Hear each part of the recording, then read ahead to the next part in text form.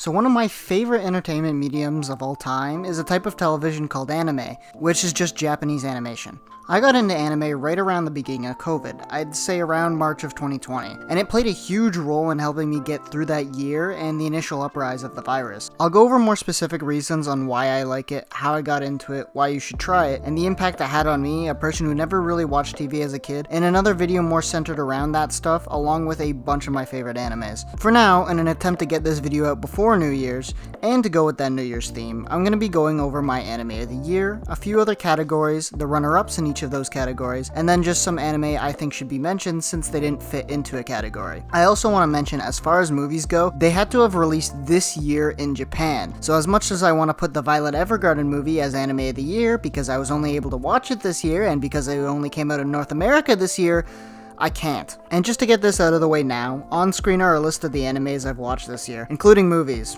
Your anime of the year might not be the same as mine because either I didn't watch it, or I just like something better because of my preferences. These rankings are strictly based on what I would consider a good anime, so if you disagree, that's fine, you're free to enjoy what you like. With that intro out of the way, let's get into the first category. So I wanted to get my disappointments for the year out of the way first, so I can be cynical and cruel right away, and then I can be positive. And if you think I'm being harsh, no. Anyways, this was probably also the easiest category for me to decide on, since very few shows really stood out for being very bad this year. The runner-up for this category is a show I'm sure everyone thought of when I said the biggest disappointment, and that would be Winter's The Promised Neverland Season 2. I remember me and my cousin loved Season 1 of this show, so hearing that a Season 2 was coming out had me really hyped. And then all the talk of a really good arc called the Goldie Pawn arc made me even more hyped. And then the show came out, and it started off really solid. And then the creators went anime original, and completely cut out the Goldie Pawn arc, and then proceeded to produce the most confusing and stupid story that they could have possibly done. To name a few problems with it: A. Skipping a year for literally no reason. B. Just completely ruining the world building. And C. Having all the characters just change their minds about literally everything in less than 2 seconds, and solving every problem in 2 seconds. The show had no tension whatsoever because the formula was so obvious that you knew nothing was gonna come of any problem they encountered. And the best part is, they never broke that formula. They legit just did a speed run of the show. I read the manga afterwards, and it's pretty clear that skipping the Goldie Pawn arc was a big mistake. But if I'm being honest, the ending was kind of a disappointment as well, but I definitely would have preferred it over the anime ending. Despite the mess of a show I just listed off, there was one show that really disappointed me more personally, because I think it had a lot of potential, and that was Winter's Wonder Egg Priority. This actually started off really strong in my opinion, with the first couple episodes seemingly setting up a show with great animation, great fights, an intriguing premise with some dark hints about suicide, self-harm, abuse, and a lot more. It was building up for a really great mature show, and then nothing. It finished nothing it set up. If anything, the last few episodes answered no questions, and then left us with a billion others. Not to mention, I didn't even understand the last episode, and then it just set itself up for a special episode. And if we look at the reviews, it was apparently not very good. The main thing that disappointed me was the fact that it had huge potential to be anime of the year, and then just dropped and slipped all over its spaghetti, failing to follow up on literally everything. I remember really praising this show. I really regret that now, so if anyone's wondering why I stopped, here's your answer.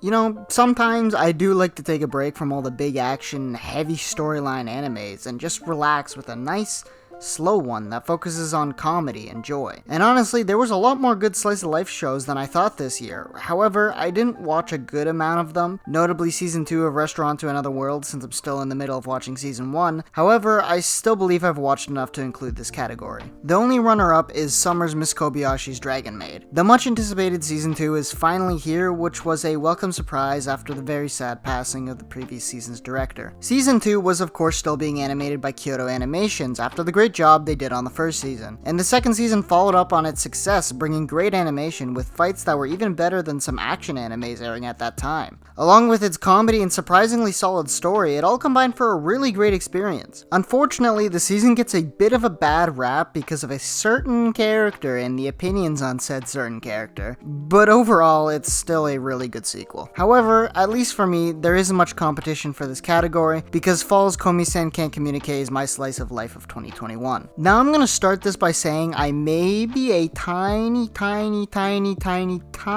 bit biased because I've read the entire manga and I've wanted this adaptation for a while. However, as a fan, this is a seriously good adaptation. I originally thought this amazing manga wouldn't get adapted because it's a fairly unique style, especially with its jokes, but it got through with OLM translating its charm very well, along with adapting the jokes really well by using on-screen text gags as they would in the manga. It's overall a solid show that I found myself laughing at even though I knew the jokes. It's definitely not everyone's style of comedy, however, it's mine and that's all that matters in this video. It's funny, it's animated beautifully, and seeing one of the first manga I ever read becoming this good of an anime is what makes it my slice of life for the year.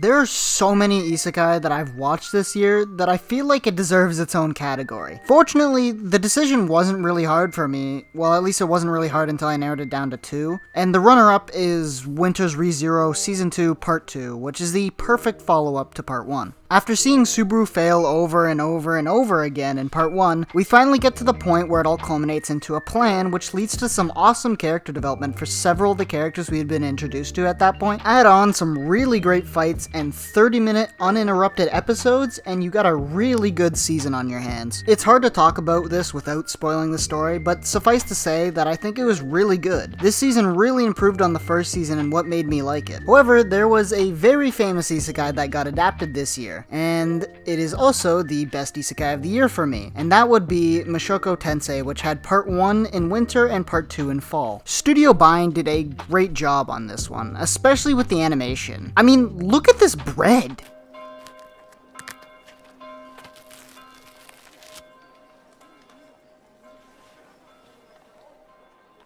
Look at this water!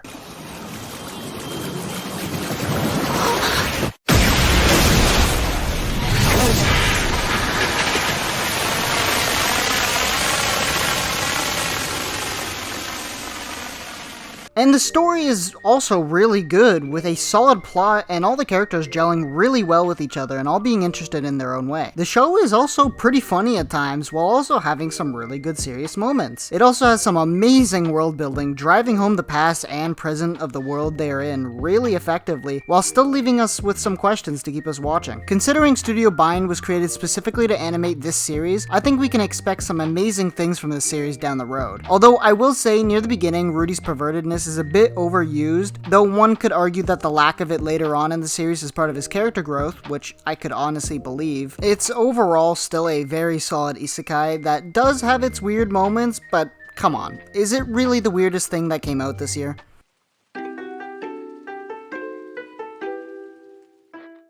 This was honestly the hardest category to choose for since a lot of great animated shows came out this year, so I ended up simplifying it to what I like the most, which is usually a more vibrant, colorful style. I actually had to choose 2 runner-ups for this category, so the first runner-up is Spring's Vivi Fluorite Ice Song. Animated by Studio Wit, the Attack on Titan phenom animates another spectacular sci-fi anime with great backgrounds, characters, and at least for me, the fights, especially the hand-to-hand combat in this anime, are amazing. While the color palette isn't too colorful, it does occasionally show off color and does a great job when it does. And hey, they even brought over the guy with the eye fetish from the Attack on Titan team, except the eyes are more techy this time. The second runner-up is the previously mentioned Winter and Fall's Mushoku Tensei, animated by Studio Bind. As I mentioned before, the show is genuinely animated really well. The world around them especially looks fantastic, as the backgrounds and everything else is really cool. They animated facial expressions really well and had some really great fight scenes that had great hand-to-hand combat, while also showing off the flashiness of magic as well. They would also noticeably put their entire animation budget for an episode into one scene really randomly. It was pretty funny to watch at times. For best animated show this year, for me, it's Fall's Tacto Be Destiny, animated by Madhouse and MAPPA. And while that's probably a giant surprise, as for most people, the previous two are probably better, as I mentioned, I have a pretty big weak spot for colorful stuff. Tact has some really solid animation throughout with some really colorful and creative character designs, plus the D2 enemies are animated and designed really well. But of course, the main thing is the fight scenes. They're colorful going along with the characters themselves. It had some great sword, gun, and hand-to-hand combat animations, and episode 10 especially had me extremely hype as that fight scene was absolutely amazing. So yeah, in terms of animation, I have a pretty big weakness to colorful, flashy shows, and Tact just fits that bill perfectly.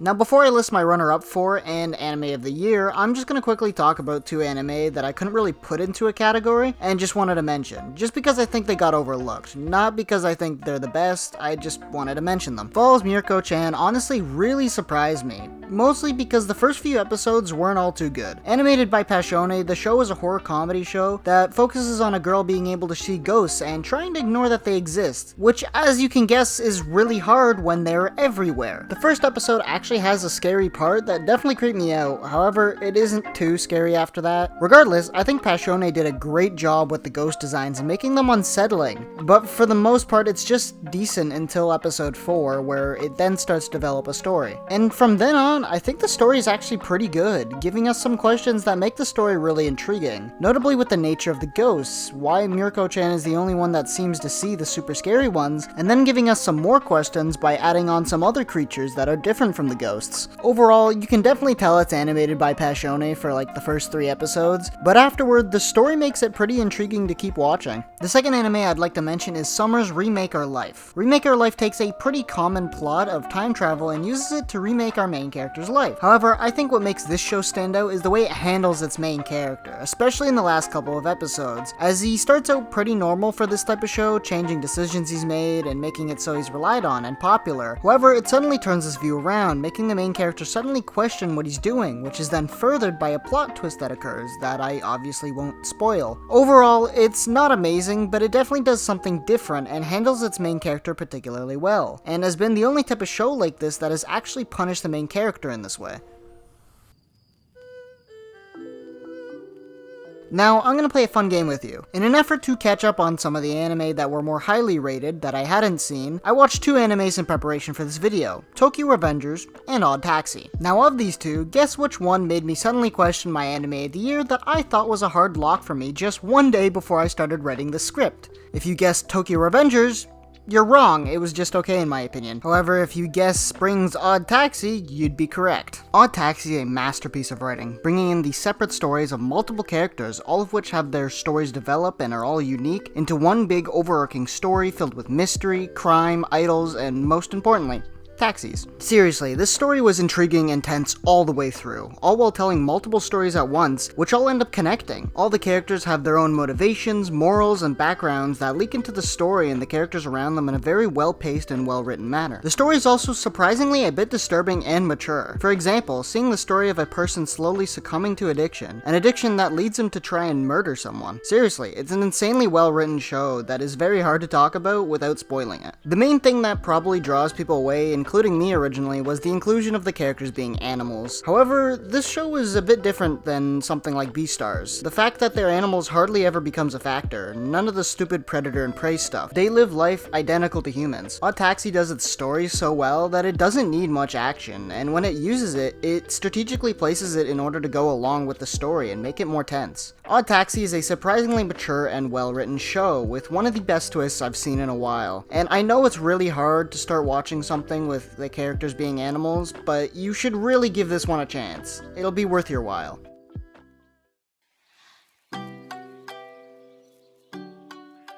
And finally, for my anime of the year,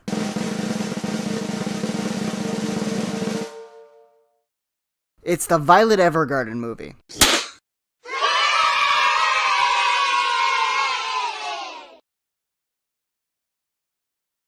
Okay, but that joke is a bit overdone now. But seriously, my real anime of the year is Spring's Vivy Fluorent Eye Song. What I really like in an anime is a combination of multiple really good factors. Mainly a good, understandable, but not too basic story with an intriguing premise, some undertones of a deeper message that isn't too complicated to understand, a good soundtrack, some quality animation, good pacing, and a good ending. Vivy, in my opinion, has all of that. As I mentioned before, Vivy's hand-to-hand combat animation is really amazing, along with some fantastic single shots that make you awe in Studio Wit's quality, plus some very good background imagery that really adds to a story that takes place over 100 years and accentuates that fact. Vivy has a great opening song, and of course with the show being a semi-singing show, it has a good list of really good songs, as well as a good soundtrack in general. The story is really well done, especially for being an original, taking the interesting premise of AI and exploring them and their relationship to humans in depth. They explore ideas like the prospect of living alongside AIs and the factors that come with that, with topics such as AI passion, AI and human relationships, AI suicide, and AI creation, all while the story of two AIs, one being from the future and one being a songstress, trying to change certain events over the course of 100 years in order to stop an AI uprising that would end humanity. Couple this with a pretty good undertone in exploring what it means to do something with all your heart, which I think is also questioning what it means to be human, since the definition of heart is something an AI can't understand.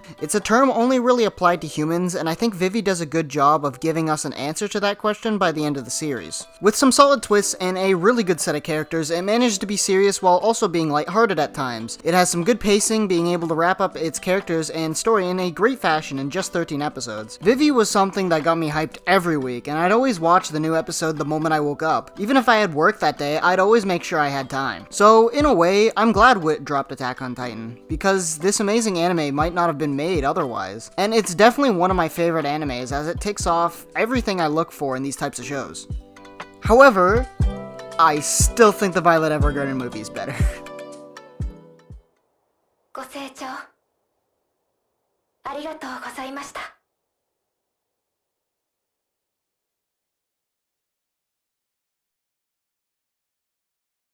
This year was an amazing year to be an anime fan. And that's saying something considering this thing came out this year. My favorite show got a second season, all these great original animes came out, and several very popular light novels and mangas got adapted. And the future looks just as bright, with the continuation and adaptation announcements getting thrown out everywhere. And with this season just ending, it reminds me of how much joy this medium has given me during COVID and even going back to school as a tool to calm down, relax, and enjoy some comedy or some hype moments. I have a few other videos planned. One has the script done, and one is a playthrough of the new FNAF Security Breach that will come out decently soon, and one is a big project that I'm working on that will take a good amount of time and you probably won't see for a while. I hope you all enjoyed my first anime themed video, and I plan to make more in the future. Hopefully this video doesn't seem too rushed, as I did try and originally get it out before New Year's, but as of recording this it's December 30th, so yeah, but for now, I hope you had a good holiday, a good Christmas, and I hope you all have a great start to your 2022.